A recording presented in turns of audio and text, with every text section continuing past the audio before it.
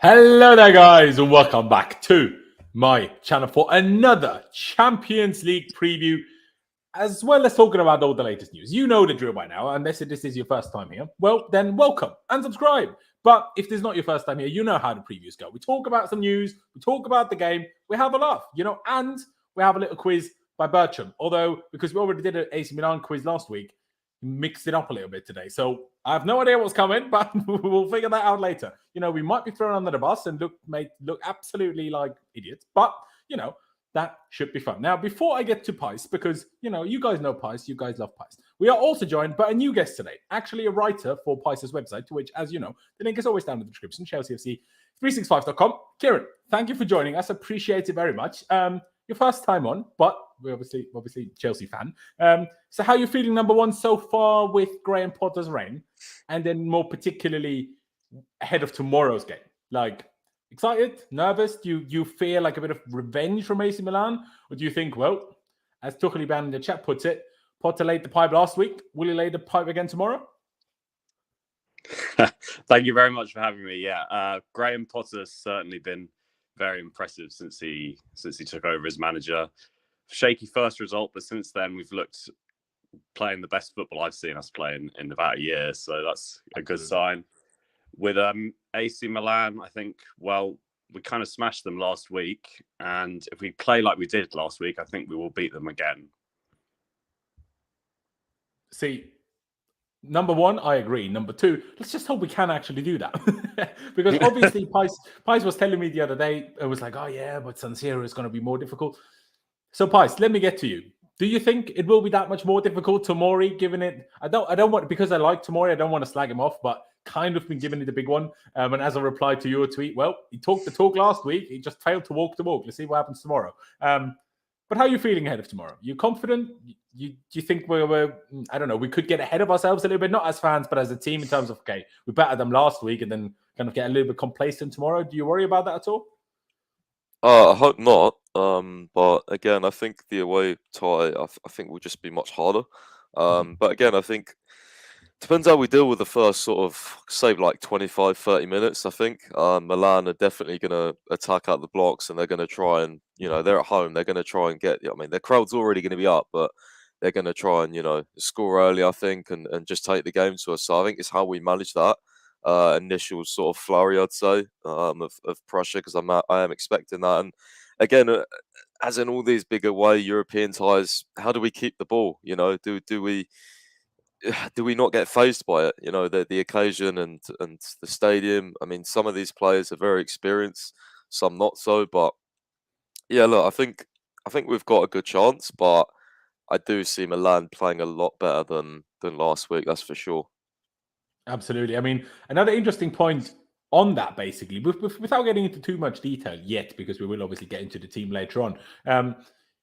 Like you just said, we obviously played them last week, and usually a manager, especially managers like Graham Potter, usually slightly adapt their tactics by the opponent, right? I mean, we've played so far 4 games under him, and we've essentially played 4 different formations. Now, the interesting part is going to be whether he will, well, because Milan already, we played them last week, will he then therefore do the same thing again? Or will he mix it up? Now, they do have Theo Hernandez back, which of course is a big difference to them. Potentially also changes how we need to play against them, because then their best players aren't all in the middle. Well, aside from the forwards, but in terms of build-up, right? They have useful fullbacks to actually use in attack. So do you think Potter will change it up, or do you think we will actually be very similar to what we did last week, Pais? I'll go with you first on this one, and then I'll put it to Kieran.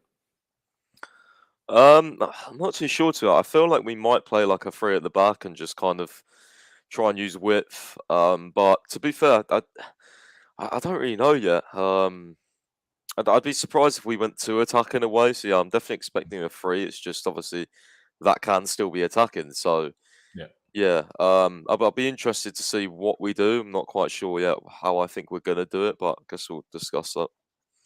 Exactly. It's a tough one. I mean, obviously, like we just touched on, only 4 games so far under Potter, so it's very difficult to predict what he's going to do. But Kieran, what's your gut feeling, I suppose? Is it telling you we're going to do similar things to last week, or do you think he's going to almost to surprise Milan and not let them, because they lost 3-0 last week, so they will try to rectify the mistakes they made.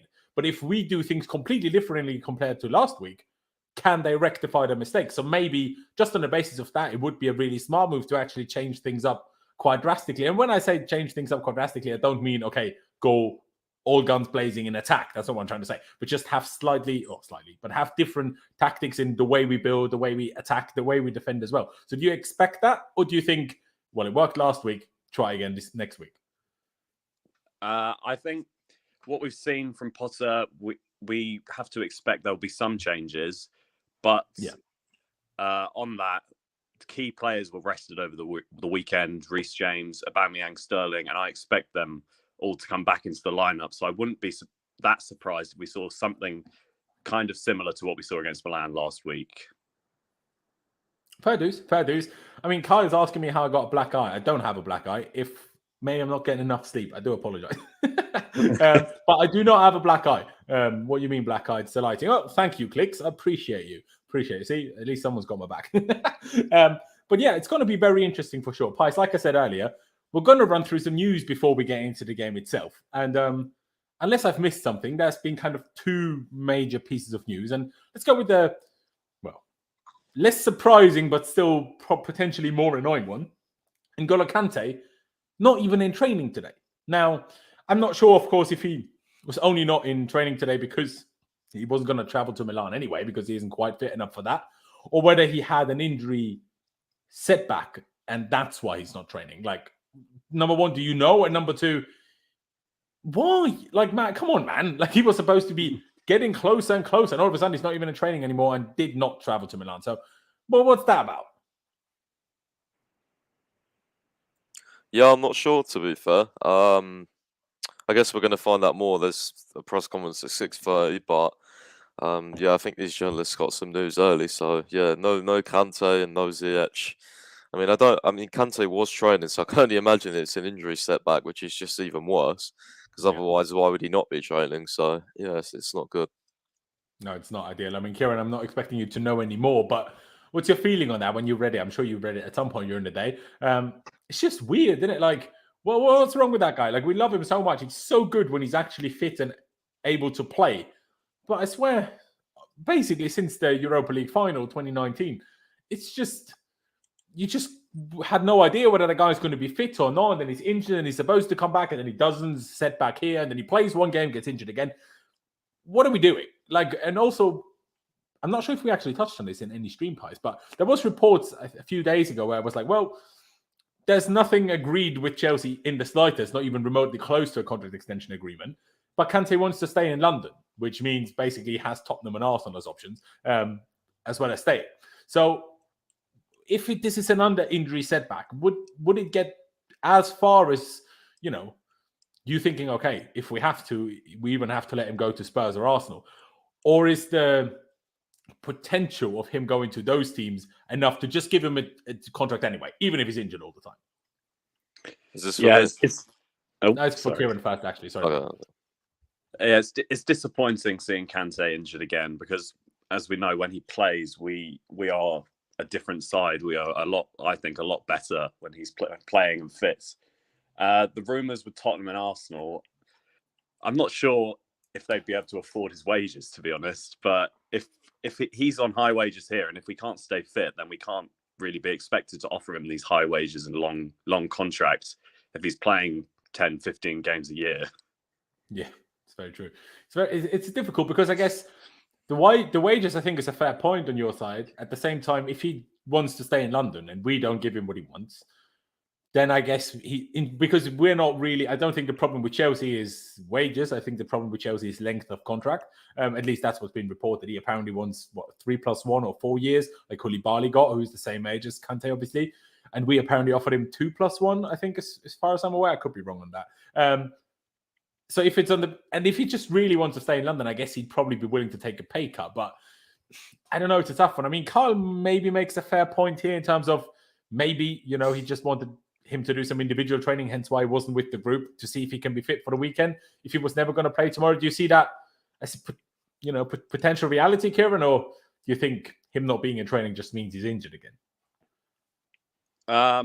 Well, hopefully he's not injured again, because he's been coming back from an injury for a while now, since the start of the season, and it was reported he was coming closer to fitness. So hopefully it's not another injury setback, but if it is, then it's throwing up big warning signs for us in regards to a new contract, I think. Absolutely. But Pice, I'll take it to you. Similar question to what I started with for Kieran, really. Is there a point where Kante is injured so often and so much that you'd even be willing to let him go to Arsenal or Tottenham? Because usually in certain parts of football, I'm a little bit quite trivial, really, where I'm like, I don't mind if he goes to PSG. Don't even care that much if he goes to, I don't know, Barcelona or something. But Tottenham or Arsenal? Yeah, no, I'm almost like, okay, just give him the 4-year contract, man, because I don't want to see him going there. Do you know what I mean? Yeah, no, I don't want to see him there either. And I know Chelsea have had a habit of, giving off some players to Arsenal, but look, the last thing you want to do is even if it's the 0.5% chance that he fixes his injury problems, is give Kante to another medical team and then he suddenly becomes fit again. I mean, that would just be possibly the worst thing in history that Chelsea could do. We give a Kante and then they suddenly somehow fix him and he plays more games than he does for us. So no, if it's Tottenham or Arsenal, or a contract, and you've got a gun to my head, I'm having to choose contract. Like, there's no way I'm, allowing him to go to Tottenham or Arsenal. Absolutely no way. It'd be, one, horrible to see, but two, I think could have some repercussions as well for us. It could do, absolutely, and that's why I'm like, are we sure we want to risk that? At the same time, we are in the process of a rebuild at the club with the new ownership and with certain types of players that we have signed this summer already, like Chukwuemeka and stuff. So you don't really want to be held ransom by a player that wants 4 years of a contract, even though he's basically never fit. But like you say, you don't want to let a superstar of a player, when he is fit, go to some of your biggest rivals. You don't want that. So it is a little bit difficult. Now, getting to another topic, which has had the Chelsea fan base up in arms for various reasons today. Now, some, why the flip is he getting paid this much? And others, like Con, shout out to him, saying why on earth are the media, as soon as we win games, trying to find other negative things to talk about for Chelsea? So The Athletic and Simon Johnson released an article earlier today, basically talking about Kai Havertz. Not so much interesting things. Everything else we know already. Okay, he should do better. He scored a good goal on the weekend, though, blah, blah, blah. But the main highlight from that article is that he supposedly earns, as Simon Johnson put it, close to £300,000 a week. Now, the interesting part about that is if you Google search Kai Havertz Chelsea wages, the main search result that will come up is £150,000 a week. Now, we know just Googling wages doesn't usually throw up the best and most accurate results. But to go from 150 to nearly 300 is a big difference. It's a big difference. So for me personally, it's like, does it really change anything? Like, yeah, sure, I don't want players to be drastically overpaid. At the same time, well, we've been paying him that since he's been here. So just because now we found out, to me, that doesn't change anything.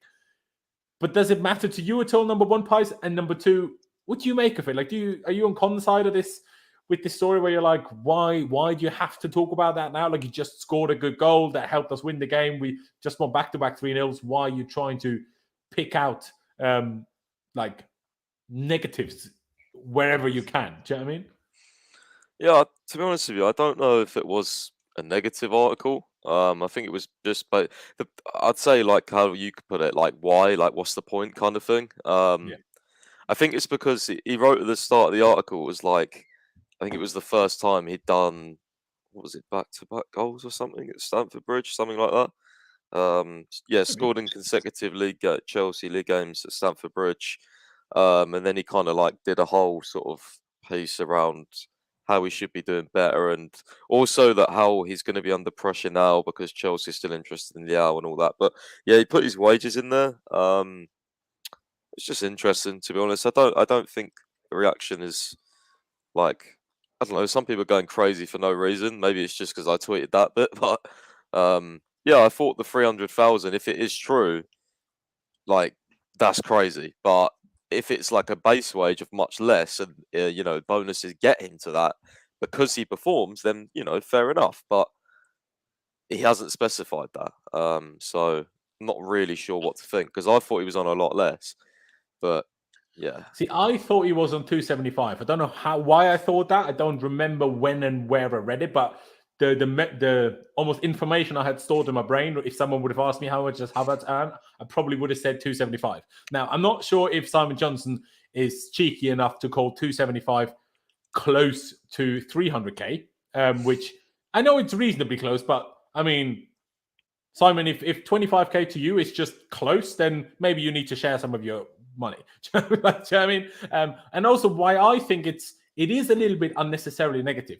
Just this sentence here. Deal worth up to 90 million pounds, which isn't a lie, but why can't you, like he's done a whole article here. The Athletic is known for writing unnecessarily long articles on every occasion they find. So why not specify that we paid 72 million pounds plus add-ons that could take it up to 90 million? Why just say 90 million? Do you know what I mean? Like, that's, to me, just purposely painting negative imagery. I don't know if you take it that way too, but to me, you could just explain that it's 72. It's like the same thing that the older UK media did with Cucurella, where like, oh, he got 60 million, but he didn't. It cost 50 and a bit plus add-ons. It's not the same thing because add-ons aren't always guaranteed. Now, of course, Kai Havertz already won the Champions League, so some of those add-ons probably were already paid. But still, do you see what I mean, Price, before I take this to Kieran? Yeah, no, I do see what you mean. Yeah, for sure. It was a bit of a strange sort of, some of the wording was a bit strange in there. Yeah, there you go. I mean, Kieran, number one, the first question is, does it really matter to you whether you initially thought, I don't know what you thought he was earning, but if you thought it was 150 or if you thought it was 200, 250, 275, now that you're here on a wage close to £300,000, does that change anything? Does that change in terms of how you feel about Kai Havertz, in terms of I should be doing more, or you like him, or like, did it change anything from your perspective? Well, when we signed him, he was supposed to be the next big thing, one of the best youngsters in the world. Yeah. So it doesn't massively surprise me he was offered these big wages. The only thing that would concern me in the future is what other players, if they see or know that their teammates on this high money, what are they going to demand when they come to their contract negotiations?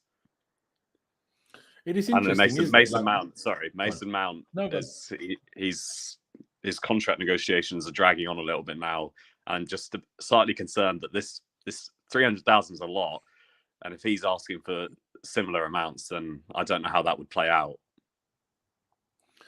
It's interesting, isn't it? Like, I don't have a tinfoil hat, but just imagine I'm putting one on. Because obviously, Pies, was it yesterday that you shared this article about us being interested in Pellegrini and whoever the other guy is in terms of contingency plans for Mount? And I replied, come on, Pies. And you were like, why? Like, they're interested. I'm like, yeah, but we both know Mount is going to extend his contract and we're not going to sign a Mount replacement, realistically. But then someone else said, I'm not sure if you said it or someone else said it in reply to you, that maybe it's just putting pressure on Mount. They're like, well, we're not being held ransom by you.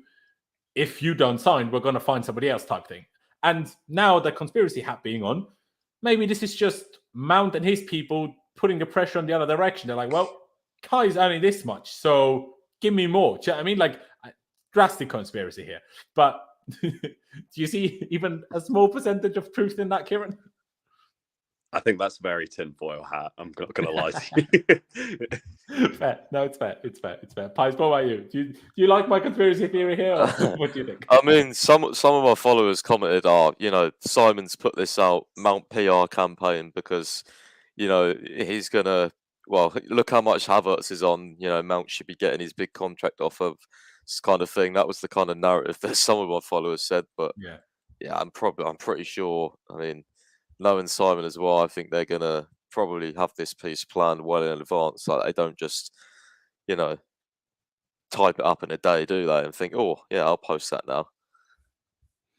Yeah, I could hear that. I could hear that as well. By the way, Lewis is in the chat. I'm not sure if you're still here, but you were a minute ago, so big up yourself. I mean, I don't really know. Like I say, I mean, again, Pice, does it change anything to you, though? Like, whether he's on to 300 or whether he's on 150 or 250, or like, does that change? Because we were already, in terms of Kai Havertz, already thinking, oh yeah, he should be doing more, he should be doing better. So we were already thinking that. So does that, what's the word I'm looking for? Does that enhance that feeling to you, or does it really stay the same? Well, I mean, if he's on 300 bags a week, I think that might explain why he's been so inconsistent, to be quite honest with you, because 300 bags a week, well, I mean, the only person who's on that, Kante and probably Sterling, I'd say. So, I mean, yeah, I mean, that would change a lot for me in terms of even expectation. But, again, the wording is very specific. This could just be after bonuses or before tax, and the 150s after tax. It could be anything. Yeah, exactly. It's a weird one. I don't want to get too hung up on it, but hey, it's the news, so I thought we touched on it quickly before we get to other topics. But Pies, has there been any other particularly interesting news of the last couple of days since we last streamed? Over the last couple of days, I mean, I'll have to check, to be honest. There's not been very interesting today. No. Again, I mean, Fabrizio kind of enhanced it. We'll go for a top midfielder next summer. And obviously, you commented on that one as well. That one didn't really make sense because he said Tuchel wanted him as a starter and an important player and that kind of thing.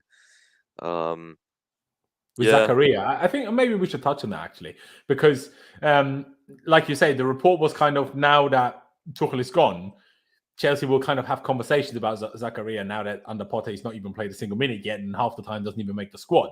While under Thomas Tuchel he was apparently supposed to be a starter, which, by the way, I very much doubt. I'm not sure where that came from, but really, like, we all know how much he loves Kante, how much he loves Jorginho, and how much he loves Kovacic. You really think he brought Zakaria in on a deadline day loan to start? Really? Sure. But still, regardless of what the idea is, it makes the whole, well, in hindsight, coverage of the Tuchel sacking, where we're like, oh yeah, they were already starting to fall out with each other in July, and then August when, we lost 4-0 to Arsenal, then he lost his shit completely, and blah blah blah. And it was basically like when we already were in talks for Cucurella, like there was already talks happening potentially with and around Potter and stuff. But then we sign a guy on deadline day who Tuchel wants to be a starter, Potter wants to have nothing to do with. Like, that's just weird, right? Pies, I mean, I know you agreed to me on Twitter already with this, but still, to explain it on this platform as well, it's just weird to me. Like, I always feel this, whether it was after Lampard sacking, whether it was after even Conte sacking, Sarri didn't get sacked, but left, and after Tuchel as well. Whenever a manager gets sacked, the amount of news stories come out that even a few weeks later, you're like, are we sure this is even remotely true?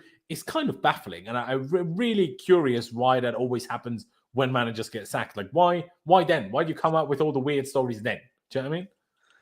And I think the most annoying thing is you never get to hear the manager's point of view or the former manager's point of view. Like, I would love Tuchel to do an interview and kind of say his thoughts on some certain situations. Because just as there's a situation that, the Athletic might release, or another outlet might release. I'm sure there's a situation that we don't even know about that happened, or you know what I mean. So yeah, there's definitely stories there, and there probably is stories even that outlets aren't allowed to release just for certain reasons. But yeah, I do find it interesting how the stories mix as well. Like, a few weeks ago, Tuchel didn't, he didn't really want, a midfielder. So, and now, he wanted Zakaria as the number one guy or a starter and a key player. So it's very weird. Yeah, I mean, I'm Especially sure after we apparently tried to get Frankie de Jong all summer long. like the thing I don't get about it as well is like they were saying, oh, Tuchel wanted Zakaria. Zakaria was available all summer. Like, Yes. you know what I mean? Like, it's not a hard deal to do. We did it in like half a day, for God's sake. So, yeah. I do find it very, very odd, honestly. I'm not really sure what to think about it. And, you highlighted it there in terms of so many differing reports, but like sometimes from the same different journalists from the same outlets, often reporting things that basically contradict each other completely, which is just strange. Kieran, what's your view on that? Going back to all this Zakaria situation, Tuchel wanting him apparently as a starter, Potter wants nothing to do with him. What's your view on that situation? I think with transfer rumours, you have to really take everything with a pinch of salt, or even articles that get released about transfers. There's a lot of different sources that journalists might get their information from, like agents, clubs, or even the players, and you never know fully what's the truth and what isn't the truth. I think that Tuchel desperately wanted Zakaria sounds like complete nonsense to me. As you said, the deadline day signing. Why on earth would it be a deadline day signing? It's a weird one with Zakaria because he was a big talent a few years ago, and then he went to Juventus and kind of fell off the radar a little bit. But I don't know. I'd be interested to see us give him a chance. But if Potter doesn't see him in the side, then yeah, talks need to be had about what to do with him, because there's no point in him just sitting around the club. Yeah, no, there really isn't. I mean, obviously, none of us know whether there is some sort of option or whether we can somehow persuade Juve to take him back in January already. Because if Potter doesn't want to use him, then well, we might as well save ourselves the wages. And I mean, it was Chukwuemeka that came on against Wolves, and Zakaria wasn't even on the bench. So that does seem a little bit pointless. As someone said in the chat, Chelsea's press conference with Graham Potter has now started. You don't have to go anywhere. Trust me, we will inform you about everything that Graham Potter does say, all the important bits and pieces. But I think we've covered all the news now. So I think it's about time we get into actually talking about tomorrow's game. Because last week was pretty flipping phenomenal, wasn't it? 3-0 against Milan, then obviously topped off with a 3-0 against Wolves. I'm just not sure. Obviously, Milan had a lot of injuries. They only have one guy back. I think somebody else, I forget the Belgian guy's name that played in midfield. So they have one extra injury. Forget his name. I can't think of it for the life of me. Catellaire, I think his name is, isn't it? That's him. He's a midfielder, right? He was in central midfield the other day. No, he was playing on the wing. Was he? Yeah, right wing. Yeah. Am I mixing him or up with the attacking mid. other Belgian guy then? Yeah, well, it doesn't matter regardless. They have one extra injury, but one guy's recovered, like I said earlier already, in Theo Hernandez. So will that make it so much more difficult? Kieran, Pi said earlier in terms of away at the San Siro, they will want revenge. Do you expect the game itself to be so drastically more difficult, or what do you expect?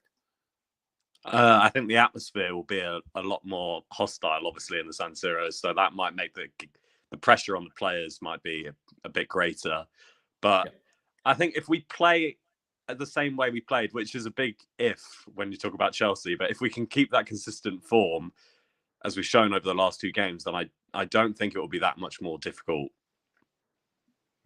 I agree with you completely. If we play the way we've played the last couple of games, so we are pretty solid defensively, and we look like a team that actually understands how to play attacking football, which we hadn't looked like forever, then I think we can beat pretty much anyone. And I mean, the Serie A is good, and we all like to watch it, and Giroud is there, and Tomori is there, and Mourinho is at Roma and stuff like that. But they're not that good. Like, do you know what I mean? They're not that good. Just look at Lukaku. That really proved enough. He banged everything there, comes to us, and he's basically shit. Other than the first 3 months, of course. But it's always said this to Pies on a number of occasions in the past, where I'm like, well, yeah, he was shit, but how much of that was his true ability, and how much of that was just things going wrong that's very difficult to judge and very difficult to know. But yeah, I mean, ladies and gentlemen, I'm not sure if any of you are aware, but I am actually going to Milan tomorrow morning. Yes, a lot of people have gone out there today already, but I'm going out there tomorrow morning, driving to Milan. I'm going to have a great time. So hopefully we can just repeat what we did last week, because I mean, I'd have a great time, really. But before we get into finally talking about tomorrow's game in terms of Chelsea's lineup and stuff, let's get to our lovely little quiz that Bertram has prepared for us. Kieran, sorry if I'm throwing you under the bus.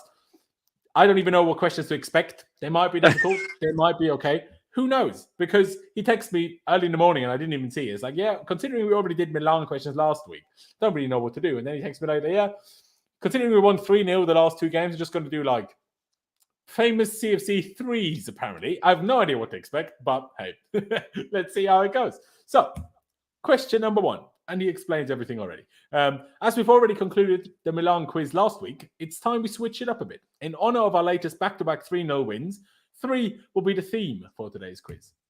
Enough waffling. Thank you. 3 is a small number for some, but a large margin for others. Which pair of the following clubs have Chelsea not been involved in a 3-goal comeback against in the last 12 years? Bro, you and your questions. By the way, Kieran, you might not know this about Bertram.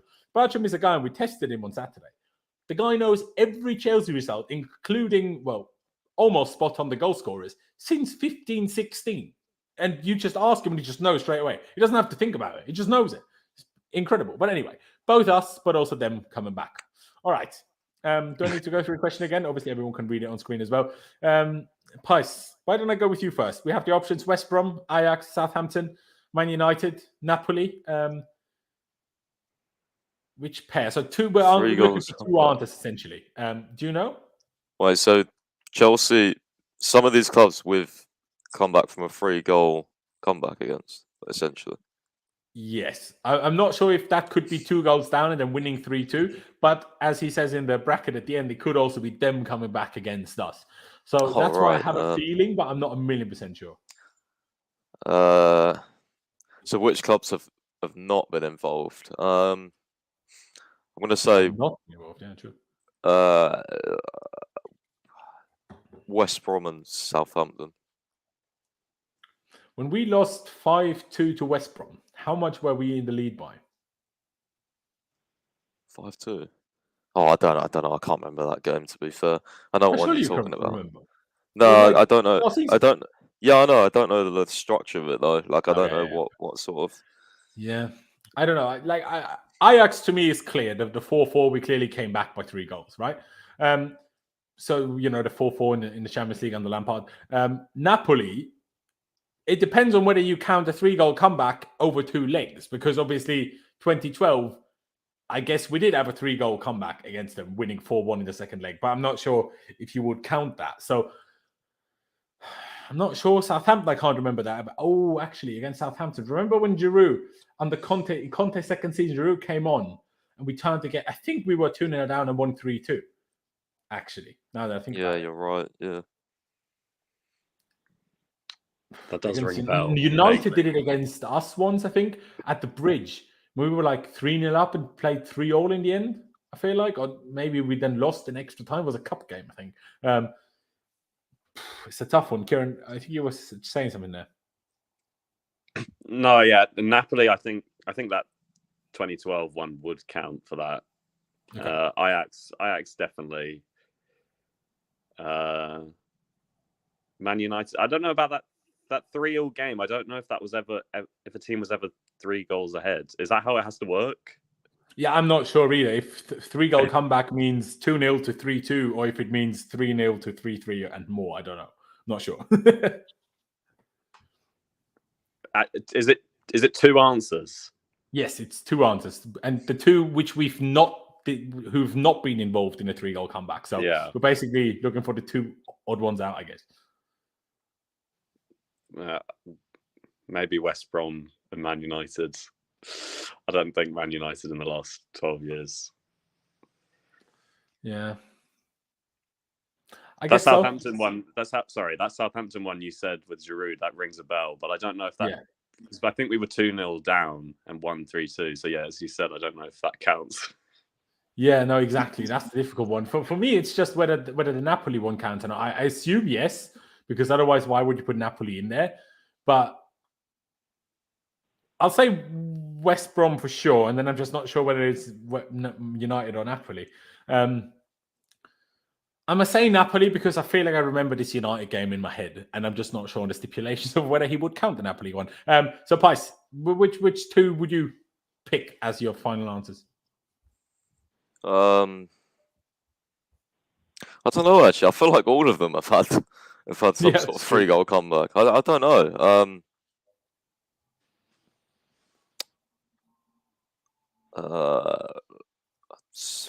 No, because Southampton, you said Man U had one. Southampton, we did, the Kante. Sorry, someone, I did get help from the chat on this one. But this is true. Remember on the Lampard, we were 3-0 down at West Brom, and we came back to a 3-0. When Callum, Tammy, and Mason maybe scored, all three Academy goals. Oh, yeah. Yeah.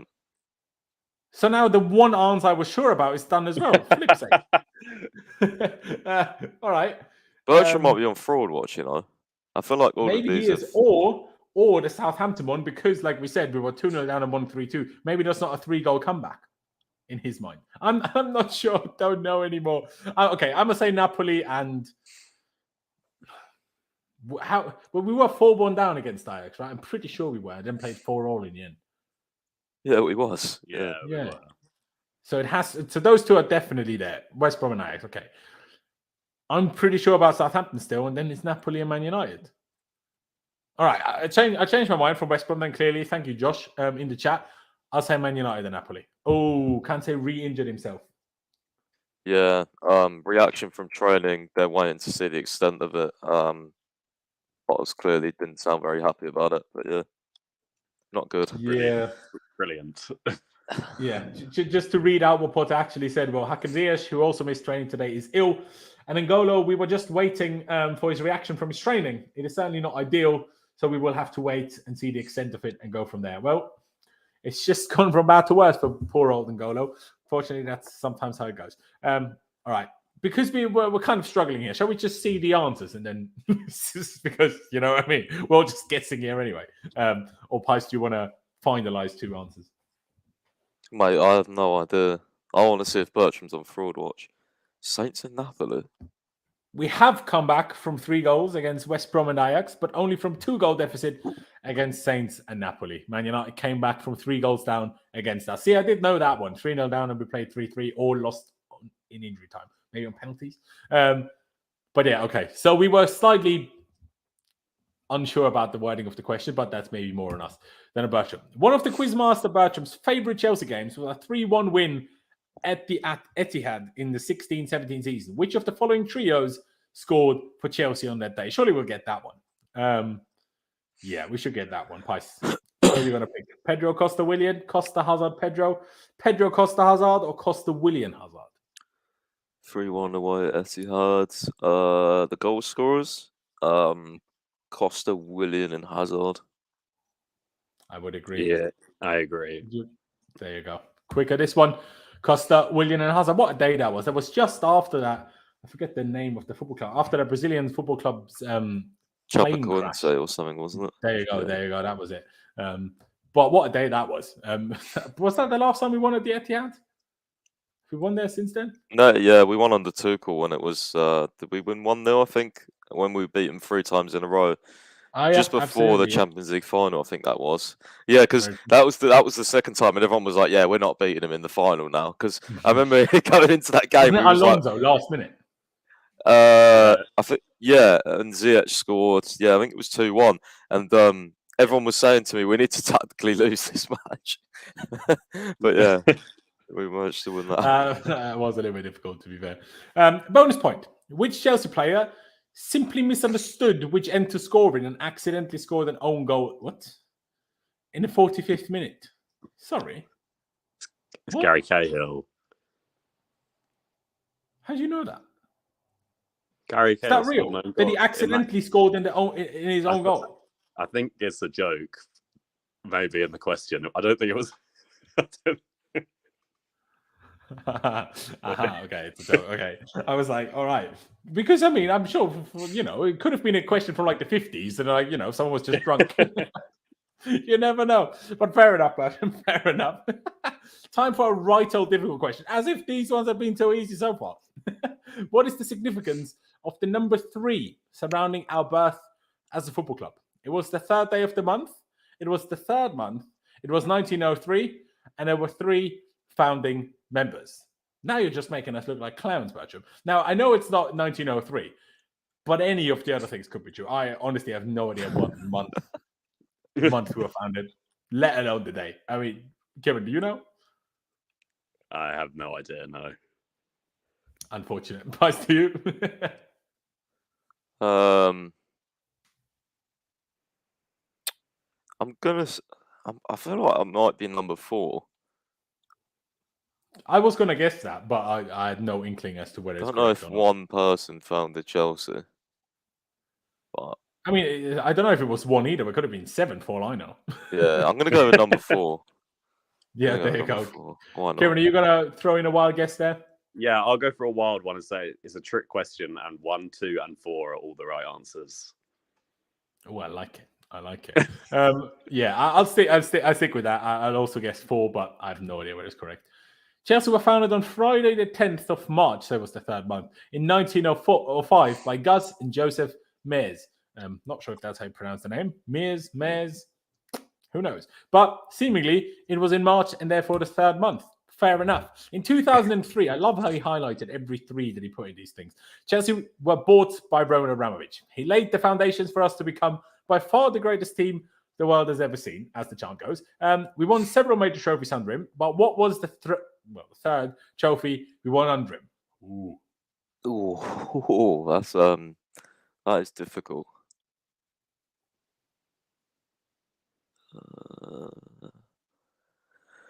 Well, the real question is, did we win the Community Shield after Mourinho's first league title? That's the question, right? Essentially. Because I know the first one was the League Cup in the first season. That was our first trophy. Then the Prem was obviously the second trophy. And then it's the question, was the Prem again the 3rd trophy, or was the Community Shield the 3rd trophy? It's one of those 2, I guess. Because FA Cup final at the time were always after the last Prem game. So that would be after. And we didn't win the League Cup again in the 2nd season, I'm pretty sure. So it's got to be 4 or 1. Any inklings, Pies? Nah, I can't remember back that far. I'm gonna go Community Shield just because I know we've won a few of them, so why not? And we had Drogba back then, so he probably started and scored a hat trick or something. I don't know. And it was no. To be fair, 2005 wouldn't have been at Wembley, actually, would it? So who knows when that Community Shield took place? Kieran, what's your guess, or do you know? I'll go for the Premier League. No, I've got no idea, but I'll go for the Premier League. All right. I'll go Community Shield. I have a feeling we won it in that first summer, but I could be wrong. The Community Shield against Arsenal in Cardiff. See, I even knew it wasn't at Wembley. Who the flip drew that? In 2005, they were doing some weird ass things, man. Like, don't let children draw matchday programs, man. Come on now. Now we can't have a quiz about 3 without naturally including our favorite Chelsea shirt sponsor. ... See, I appreciate the dot. Which year was the first we premiered our famous Samsung shirt? What? Which year was the first time we premiered our famous Samsung shirt sponsorship? Let me think. No, I mean, actually, now I do. This question has been brought to you by Samsung. I wish Samsung sponsor me. Yeah, I'm pretty sure it has to be 4 because we had the same shirt for the 4 or 5 and 5-6 season. So it's got to be, and that was Fly Emirates, wasn't it? So it had to be 2006 then. I was thinking 2006. Yeah, maybe wrong, Yeah. but I don't know, but I'll trust you. Fair. Okay, listen. 2005, I was Samsung Mobile at the end. Flip's sake, man. 2005 was the first year we'd done the Samsung partnership. One of the most iconic Chelsea sponsors out there. Very true. Very, very true. Thank you for playing, happy previewing, and up the Chelsea. Now, not quite as usual, where we go directly for related questions or questions related to our next opponent. But like Bertram said, we did that last week. So thank you, Bertram. I appreciate it as always. Now, let's get into talking about tomorrow's game. And Pies hinted at it already in terms of that he expects a back three. Kieran, number one, do you expect the back three as well? And then the arguably more important question, do you want to see a back three or do you want to see a back four? I think defensively, we're a lot more solid in a back three at the moment. And I think going to the San Siro is going to be a difficult atmosphere and we want to control the game. And I think with the back three, we might be able to control it a bit better. It also allows Reece James at wing back to go forwards more carefree. That is very true. Good points. Pies, you said back three earlier already. Ahead of the back three, are you feeling a 3-4-3 or 3-4-2-1, whichever you want to call it? Or are you thinking 3-5-2 with 2 8s and 1 6? Or are you thinking 3-4-1-2 with like 1 10 behind 2 strikers? What are you feeling? I fancy a 3-4-1-2, you know, I think. But again, I'm just thinking about already who would play where, and I'm not sure if we're going to play that. So I reckon we'll have more debating about this again. We'll see. We'll absolutely see. I'll get it up on screen now. And before we get into that, we need to figure out the defense anyway. In terms before we figure out who plays in the forward areas of the pitch and actually know and decide who plays in which positions. I put it up, like Pi said, for now. I put in the title as well as on the thumbnail. Do we start Cucurella or do we start Chilwell? Now, obviously, Chilwell would only be a wing-back, but Cucurella could theoretically be a left centre-back. So let's just throw that question out there first, and then we'll fill out the rest of the team. Kieran, you can answer both, what do you expect and what you would personally do, but do you think, or which one of the two do you think will start? And if it is Cucurella, do you see a chance he starts a left centre-back? Or do you think if Cucurella does start, it's more likely that we actually play a back four? I think if Cucurella starts, it will probably be at wing back. Actually, it's a difficult question because he plays left centre back quite a lot under Potter, so it depends how attacking he wants to be. But I would personally start Chilwell. I think even though he's been a bit off it since he's come back from his injury, I think he's recovering and getting better and better each week. And I think he does come up with he is capable of coming up with an important goal. And also he made a great block in the last game against Milan, which I think went under the radar a little bit. So, yeah, I would start Chilwell, but I think maybe Cucurella would be more likely to start. Okay. Pice, what's your thoughts on that? Would you go for Cucurella, regardless of whether... Well, you can also then clarify by terms of, would you go for him regardless of whether it's then centre-back or left wing-back or left-back? So I'm thinking a multitude of different things, so I'm not just thinking one thing.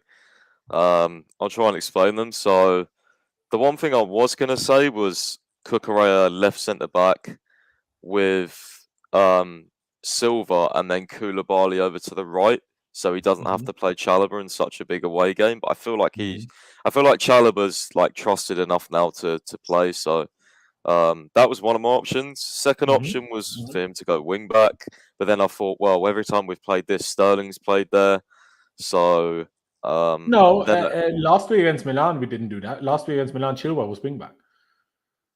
That is true, yeah. But we played more, like Sterling was more on the wing, wasn't he? He was on the right, so that was different to what we've got on the screen. So it was a 2-1, I guess, in the forward areas there against Milan. Yeah, because Mount played on the left, didn't he? So I don't really know, man. It's so hard to guess what he's going to do, to be honest. I mean, I guess, and on that point, then, if you're thinking potentially Cucurella centre-back, could you see both starting? Oh, that's a difficult question. Because if Cucurella plays centre-back, Chilwell could be wing-back. I mean, I could, but he's not done that yet, has he? So I'm going to say no. Okay. But he could do that, yeah. I mean, it's viable. I just don't know, like, I know he left Koulibaly out last week, but I mean, he played well at the weekend, and you know, he does know the Serie A and San Siro, so you'd like to think he'd probably play left centre back, but I'm just not sure, to be honest with you. Yeah, that's the thing for me. I'm Koulibaly in my head has to start. I mean, we only kept 2 clean sheets since we played away at Everton. And under Potter, they've only come once Koulibaly started playing. So keep him in the team, if you ask me. But I do think you made a reasonable point that if you wanted to, you could most certainly put Koulibaly on the right, leave Chalobah out and play Cucurella at left centre-back. Now, Kevin, do you see that as a potential option? Cucurella left centre back and then Koulibaly at right centre back instead of Chalobah? It's definitely a potential option. It's difficult to read what Potter's going to do, but I think since Chalobah's come in, he's been pretty flawless, really. I think against Milan, coming in the 30th minute or whenever it was, and he put on a pretty good performance against difficult attackers. And then at the weekend as well, I thought he didn't put a foot wrong, really. And I think he looked confident at the weekend as well. He was dribbling out from defence, which I like to see from the wider centre-backs. And I think he deserves a start. I agree with you. My back three would be the same back three we played against Milan last week. Well, it wasn't. But once Fofana had gone off injured, I guess after Fofana had gone off injured, that was the back three. I think we should go for that. Because like Pai said a couple of times, it's a difficult away game. They will want revenge. So I want to be defensively solid. I like Cucurella. I rate him as well. But what he has in him is being a little bit rash. Now, to be fair, Koulibaly does too, but in different ways. And I'm like, difficult away games at the San Siro, we don't want to be chasing, right? So if we go 1-0 down, that's the last thing we want to be, having to do, right? So I would go for that. I mean, Pice, would you be okay with it as well, even if in your head initially you had Cucurella, Thiago Silva, and then Koulibaly? I mean, I would, but the one thing I'm worried about, again, like as you said, Koulibaly's rushness. If he gets a yellow card in like the first 10 minutes, yeah, it's going to be a long night for him. So sub him off at half time, isn't it? yeah, I know.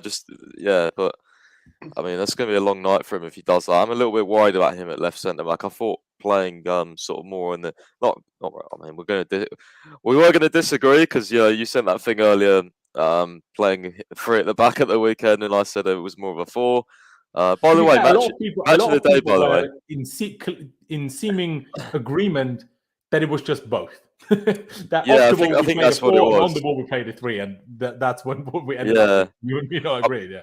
I was going to say though, it's really weird because I forgot to reply to you, but I was watching Match of the Day, and one of the clips they analysed, we had the ball, and it was in a flat back 4, and I was going to send that to you, but I've completely forgot. So I mean, I don't know. It's making these streams so much harder because he's a very sort of versatile tactical manager, so it's definitely difficult. But yeah, I'd be okay with what we had on screen right now. Yeah, absolutely. Now, what we haven't covered yet is the goalkeeper, but I'm pretty sure we're all going to agree that Kepa should and will stay in goal. Kieran, I assume you agree with that as well. Yeah, I would definitely start Kepa. I'm not sure, is Mendy back yet or not? Yeah, he's back. Oh, right. Well, the one thing about Kepa, but he's been back, I think. Definitely against Wolves. I'm pretty sure he was already back against Milan as well. In terms of, at least he was on the bench. I'm not sure if he's necessarily 100% fit, but he was on the bench at least. I'm still not sure about Kepa aerially. I think when crosses come in the box, he looks very shaky sometimes. But apart from that, he's been pretty flawless since he's come in. So yeah, he deserves to carry on playing. Fair dues. All right, then let's get to the wing backs now. This one doesn't even need to have a conversation. He even got a little rest, even though apparently he didn't get a full rest just on the basis of resting. He got a rest, or he didn't start against Wolves because he had a bit of a dead leg the day before. And that's why, and Thiago Silva had a really bad cold and even played with the bad cold against Milan. That's why he was left out against Wolves.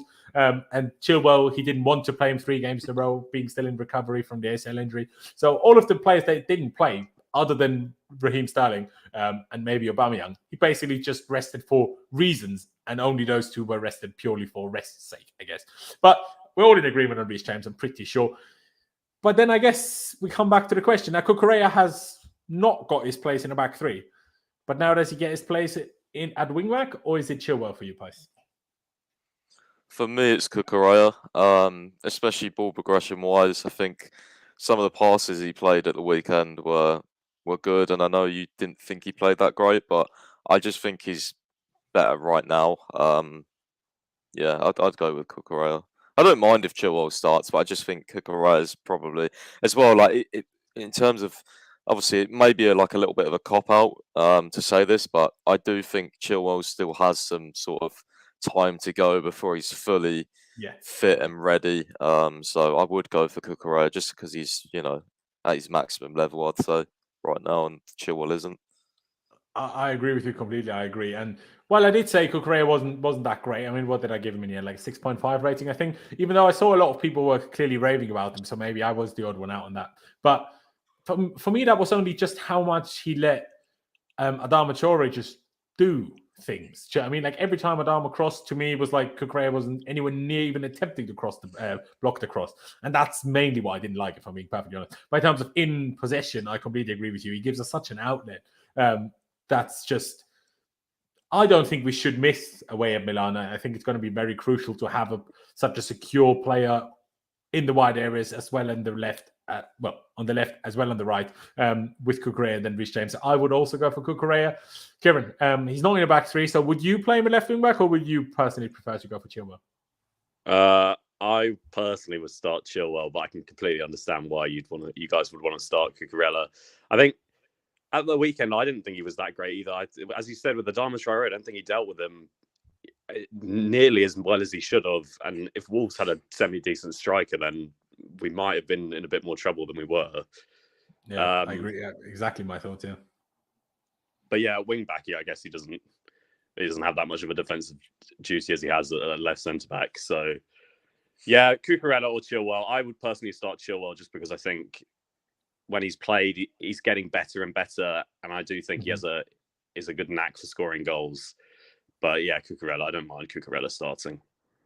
Fair dues. Because it's now 2v1 on Cucurella, we will keep Cucurella on screen. But like Pice also said, I wouldn't mind if it's Chilwell. It's not like I'm going to be all up in arms. Is that the expression? I think so. If it is Chilwell. So Cucurella is fine for me. Now, Pice, we were already discussing who's going to play midfield then against Milan when we were doing this preview for Wolves. Now, on the weekend, it was then Jorginho and Loftus-Cheek. So who do you expect to start, or who do you want to, and who do you expect to start tomorrow? I think we all know Kovacic is going to be one of the two. The question is, who's going to be the other one? I think it will be Ruben. I think it will be Ruben and Cover again. Now, I want to. Ruben played a full game in the last against Wolves as well, or did he get subbed off? I think he got subbed off, if I'm right. Let me check. Yeah, he did get subbed off after 66 minutes, to be fair. Yeah, I think it'll be those two just because it worked last week. Now, Graham Potter could go with Jorginho and Kovacic just because, I mean, historically, that's what we've used quite a bit, obviously, and Kante in the Champions League games. Yeah. But I don't know, man. Ruben's playing so much lately and he's playing really well. So I feel like he might get the start over Jorginho. It'd be a big call because, I mean, Jorginho, in these type of games, you might want him just to keep the ball, win little fouls, and invite the press. And the thing about Jorginho is he's so good at like inviting the press and then just like winning a foul, and that can really frustrate opposition. So I think when they press us, that could be good, but at the same time, runners and things like that, Milan are going full pelt at us. I'm convinced of it. So I think with the runners of Kovacic and Ruben, if they can sort of track their markers as best as possible, then yeah. And just the fact that I think it worked last week, I feel like he won't change it, but I could be wrong. Yeah, I mean, we're guessing here, aren't we? So let's see what it's tomorrow. But Kieran, before I put anything on screen, what will be your midfield two, and also what you expect as midfield two, if it differs from what you would pick? Yeah, I agree. Mine would be Ruben and Kovacic as well. I think Loftus-Cheek's been so good these last two games, especially against Milan. I thought he was absolutely phenomenal. I've never seen a performance like that from him before. And I mean, I still have a bit of a soft spot for Loftus-Cheek because he's been at the club for so long. But yeah, I think it's great to see him playing as well as he is. I think he deserves to start. I think he, as you said, Pice, a lot more mobile than Jorginho. And it worked so well last week. I don't think it's smart to change it, really. Yeah, no, even I'd probably agree if I'm honest. But as crazy as that will sound now, especially to Pice, my reasoning for it, or reasoning is maybe the wrong word, for me, it's almost like Ruben and who. In terms of rest, of course, it's Cover and who. But in terms of what I want us to have against Milan, who will look for revenge, who have a strong midfielder in Tonali in their team as well, even though one of the other guys is obviously out and stuff. But still, they have like, it's almost like the strong, tall player is almost like the first one I'd want, and then pick the other one. And I'd probably just edge it for Cover, but also be very sure that I want Jorginho to come on if the result is that way. Like if we are 1-2-0 up or whatever, 2-1 up, could be anything. bring Jorginho on and he will help us see out the game. In my opinion, bring him on for Kovacic, and then Ruben and Georgie together will be ideal to try to see out the game in my eyes. But yeah, I'd probably go for that as well. Let me read what the chat's been saying. Chat, what would you pick? I mean, Football Stylist said Cobb and Loftus-Cheek. At the moment, you're right. Loftus-Cheek is almost a nailed-on starter. Kind of is, which is the crazy part. Loftus-Cheek much better than Ruben according to Wing. Always been the case. Well, I'm not sure it's always been the case, but okay. Georgie is slow. No. I mean, yes, Georgie is slow, but it's also like his league, and Serie A as a whole is slow. So it's definitely a tough one. It's very close between all three in my head. All three pairings I could see, and I wouldn't be upset at any of them. All right, then. Front three. Now, two of them are kind of nailed on, aren't they? Kieran, let me go with you first. Sterling and Aubameyang were rested against Wolves. You got to expect them to start again, really, don't you? Well, yeah, I think they were rested with this game in mind completely, and I don't think there's any way, as good as Broge has been when he's come on, I don't think there's any way he's going to start. Havertz, maybe the other player in the front three, but yeah, Aubameyang and Sterling definitely going to start, I think. Absolutely. Oops. I'll ask Pice that question as well, and then we'll come to basically deciding who the last one's going to be. Sterling might be on the other side, but I just put him here for now. Pice, I assume you agree Sterling and Aubameyang are nailed on? Yeah, 100%. There you go. And who do you expect to be player 10 then? Do you think it's going to be Mount again? I mean, he played really well in the last game, so there was so many times to drop and rest Mount. Now it's probably the last time. Not the last time, that's the wrong word, but this is probably this occasion where you should at least do that, because in the last game he played well enough to not be dropped at all. So do you think it's going to be Mount, or do you think Havertz has a chance of playing that role? No, I think it'll be Mount. Yeah, I think this is probably the easiest front line I've picked. In a while, yeah. Yeah, I just think, well, Sterling and Aubameyang 100% because they rested. I guess you could maybe have a four at the back and sneak Havertz in somewhere, but I just think because we're away, I don't know if he's going to go guns blazing. Especially, I feel like if we lost or drew the AC Milan home game, we would be playing a four at the back. But now, it's not to say we don't need to win, but we can be a little bit more sort of conservative and go with a We three. need to win to probably. top the group, but a draw is fine to go through, type thing. Yeah. It's definitely like, I agree, and I think if the game goes in a way where we're like, okay, now we need to go more attacking, then a change like that, I wouldn't be surprised at all if it does happen. But I do think that from the start, this is probably the most likely. I mean, Kieran, do you agree, Mason Mount being the third in the front three? Yeah, he's kind of been pushed through the bad start to the season, and he's getting better and better each week, I think, at the moment. Last game, especially against Wolves, I thought he was very good. I would say Pulisic deserves a mention for. I think he was decent against Wolves. I thought he took his goal very well, at least. Yep. And I think potentially maybe if we are losing, I wouldn't be surprised to see him come on at wing back. As much as some people hate Pulisic at wing back, he's still an option. If it's deployed like it was in a weekend, then it's okay. Yeah. But Pulisic deserves a mention, but I do think it will be Mount starting. The last question on that then is, which way round will they play? Pice touched on it earlier. Last week it was Sterling on the right, Mount on the left in this very formation. Usually I agree, and Pice says Sterling is better on the left in terms of goal scoring form, so leave him on the left. At the same time, Mount played on the left last game on Saturday and was really good there. So do you take Mount away from that position where he played really well last game? Kieran, I stick with you on this one. Which way around would you prefer it? It's difficult because they're all constantly playing on different sides at every other game. But I would say, Sterling played. Where did he play against Milan last week? On the right. Yeah, it was literally, obviously, it was that very front three, but they were just like this. Yeah. The only thing I would say, Sterling on the left is a good link up with James's crosses as well. But I think if he played that way last week, I don't know why he'd change it this week, or maybe he will. I don't know. It's difficult to judge Graham Potter. Yeah, it is very true. I mean, I will be totally honest. If Sterling wasn't rested against Wolves, obviously, if he did play against Wolves, I would have a judgment on how he played against Wolves. But on the basis of the game against Milan, I thought he was probably our worst player against Milan. So just purely on the basis of the game last week, and I'm not saying he was awful, but just the worst player. I would even consider not playing him. But because he was rested, I think I need to get the idea out of my head that he will play. So did you find that harsh, Kieran, before I take it back to Pice? Because I don't know, like, he's obviously scored goals, especially that game against Leicester. He scored his 2 goals. He scored the goal against Salzburg, even though that was more luck than anything else. Not on his finish. It was a good finish, but how the ball ended up with him. But I thought in the game since then, whether it was Palace, whether it was Milan, I just don't think he was very good, if I'm honest. No, I had Sterling down as my worst player last week until he kind of saved himself with an assist. Yeah. A decent assist to Reece James. So, but yeah, I don't think he was very good. But he is the new star in our team. So I think he's going to play in the big games. Yeah, there you go. Now, let's just theoretically say he wouldn't play. Who would you replace him with then? Would it then be Pulisic, or would it be Havertz, or what would you do if theoretically Sterling weren't to start?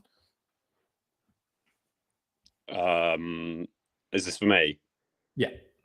Yeah, I would. If Sterling wasn't to play, I would say Pulisic deserves the start, but I think it would probably be Havertz. Yeah, probably. Pice, I mean, you discussed it last week after the Milan game when you said that's partly in your head why he wasn't as good as maybe usual or as good as we expect. So therefore, do you then want it the other way around again? Yeah, I would like to see him on the left against Dest, running at Dest. I just think, I don't know, man. I just think he's more of a threat on the left. Historically, his stats have always been really good from the left-hand side. Man City fans, a lot of them said he plays better on the right, but for me, for Chelsea, he's played better on the left. So yeah, I feel like he should play in his position, to be honest with you, in his main position, I should say. There you go. I've not really made a final decision on this yet. You know what? Because it, to me, Sterling wasn't great last week. And, well, I need him to be better than that. I want to give him a chance on the other side and see if he's better there. And then if he's also not better there, then, you know, I might say maybe he needs to just not play another game. No, not consistently, of course, but until he plays better. And if he consistently plays like he did last week, then I'm not a fan of that, if I'm honest. I guess it's a little bit like, I don't know, some players like a Reece James, where I'm sometimes a bit more critical because I'm like, I expect a lot. While I don't know who the best example is, but some other players were expected less, almost like Havertz and Mount when they were in poor form. Like, well, I don't expect that much anymore, so I'm not that critical. But with Reece James, well, he's the best player we have, so I expect him to be the best player on the pitch. And then when he's not, I'm like, yeah, he could have done this better, could have done that better. And even though not to the same extent, because I think James is better than Sterling, Sterling, I still regard him and rate him very highly. So I expect a lot, so I need to see a lot. But I'd probably also switch it this way around, even though I do agree with what Kieran said. If it was the other way around last week, if we're doing predicted 11 type thing, I expect it to be Mount on the left and Sterling on the right again next week, tomorrow as well, if I'm being perfectly honest with you. But yeah, I mean, we've got our team in mind. So now we've got to think how the game is actually going to, go, I suppose. Kieran, do you think we're going to get another win? Do you expect a draw? What do you think? Maybe a loss? I think we're in good form. I don't want to jinx it, but I would expect us to win. Maybe not 3-0. I mean, hopefully 3-0, but maybe not 3-0. maybe just a 1 or 2-0 win. Very good. I mean, what we're really missing, Pies, is Aaron. Because Aaron, Kieran, you might not know this. Aaron, in the last 2 previews, was here ahead of Milan and ahead of Wolves and said we'd win 3-0. Was spot on both times. So maybe I should have gone back and just forced him to say 3-0 again. But fair enough. 1 or 2-0 seems reasonable. Pies, are you going to be the crazy one with the 3-0 prediction today, or what are you saying? I'm going to go 2-1 Chelsea. I think we're going to hold out in the first half. I think we might go in 1-0 up at half time. I think they'll then score, but I think we're going to score a late goal. That's what I'm feeling. European away day, first sort of Potter running down the touchline. First sort of like proper celebration. Yeah, good vibes, I reckon. Hope so. Mate, I'm gonna fall off the San Siro if there's scenes in the last minute, man. Yeah, I can just. I'm already envisioning. And it's all the way in the sky, man. I'm already envisioning, the YouTube highlights when we score. It just pans for the Chelsea away end right up the top of the San Siro, and everyone's going mental. And Yeah, it's a big European night for Graham Potter. Like, I can see all that thing. So, yeah, I'm looking forward to it. Absolutely. I mean, I didn't expect a clean sheet in either of the last two games. I predicted a 2-1 in both of the last two games. Now we held 2 clean sheets in a row. Do I really feel that again? Am I really expecting Giroud to not get a goal against us in 2 games? Honestly, no. So I'm going to stick to my prediction from the last 2 games and hope it works the same way and we win 3-0 again. I'm going to say 2-1. Whether the goal happens like Pice is imagining with a last-minute winner, phenomenal stuff. Or whether it's 1-0 in the 4th minute, 1-1 in the 10th minute, and 2-1 in the 15th minute, it stays like that. I don't care. If we win, I'll be happy. I'll put it as simply as that. And if we win tomorrow, now let me take a look at I guess I could just Google it. Chelsea Champions. Oh, all right then. Pop-ups. Don't you love those? Chelsea group stage table. Let's get that one up and see what the situation would actually be if we were to win tomorrow, because could make it quite good, you know. I mean, currently, obviously, Salzburg are top. Let me zoom in on that a little bit so we can see it a little bit nicer. Let me highlight it now. Salzburg are currently top. You know how crazy that is? I'm not sure if you're aware, Kieran, but I am Austrian, as Salzburg are. So to me, Salzburg being top of the Champions League group with Chelsea and Milan is probably the most mental thing I've seen in my entire life. But yeah, I mean, if we do get a win tomorrow, obviously Salzburg playing Dinamo Zagreb, so they might just still be ahead of us. But if we were to be on 7 points after tomorrow, we would be in a very good position to go through, right, Pice? Yeah, I mean, look, even if we who do we play? We've got Salzburg away, yes, and then Zagreb on the last day, yeah. Right. Okay. So, I mean, yeah, if we lost tomorrow, just for example, we would need probably Zagreb to get a result, maybe a point or even a win. I think we'd probably beat Zagreb at home. So, and Salzburg away, we can definitely win, I think. So yeah, if we won tomorrow, I'd be ecstatic, to be honest, because then we'd be in a great position. I mean, you could even probably throw one of the games and still go through if we win tomorrow. So, yeah, not that we would, but yeah. No, I mean, I guess it all depends on how Salzburg play. If Salzburg win again and they're on 8 and we're on 7, I guess then we just have to make sure we beat them and then we're fine. But it would look quite good if we win tomorrow, wouldn't it, Kieran? Yeah, that group table is looking a lot more pretty than it was after the Milan game last week. Yeah, because before that we were doing tragically. Yeah, but a win away against Milan, I think we're basically through, to be honest. Even a draw, it was a good result. I mean, bouncing off those first 2 results, which were shambolic. Yeah. If we beat Milan back to back, that would make our group look a lot better than it was. Absolutely. I mean, I hope we do because I mean, obviously Zagreb are at home tomorrow, and obviously Salzburg just about beat them last week in Salzburg. So there is a chance it doesn't go that way again tomorrow, but I do see Salzburg being a bit better, quite a bit better than Zagreb. So I wouldn't be shocked if they win again. And if they do win again and we don't win, then they're on 8 and we're on 5. So at that point, I'm like, okay, then it's a bit dangerous. So that's why I'm like, just get the win tomorrow, just in case Salzburg do as well. Because Salzburg away, yeah, you'd expect us to win, but they're not easy. Like, obviously, I know it was Potter's first game, but they're not an easy team to play against. So I don't want to risk it. So ideally, if we could, just get the win tomorrow. Boys, please, that would be phenomenal, especially because I'm there, right? I mean, I'm in Salzburg as well. But just win both for me. Come on now. I don't get to go to that many games. So do it for me, ladies and gentlemen. But is there anything else I wanted to discuss today? I don't think so. I think we're close to rounding this one out. A bit shorter than usual. Don't know why that is the case. I guess a little bit.